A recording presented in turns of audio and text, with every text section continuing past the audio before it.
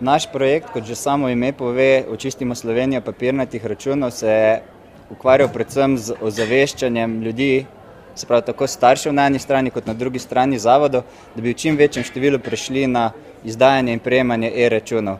Kot je bilo tudi povedano med samo predstavitvijo, ocena letnega stroška na državni ravni, ki ga v bistvu vržemo v zrak zaradi izdaje papirnatih položnic, je 7 milijonov evrov, oziroma ta znesek celo presega.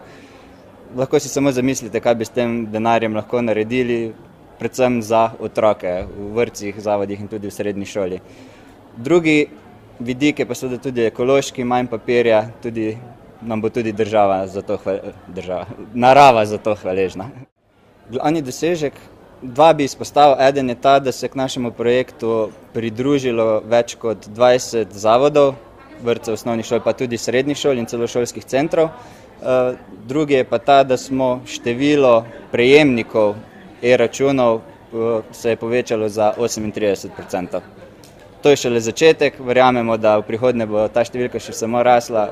Moramo se zavedati, da šolsko leto se začne septembra, naš projekt je pa trajal nekje od januarja pa do sedaj do junija.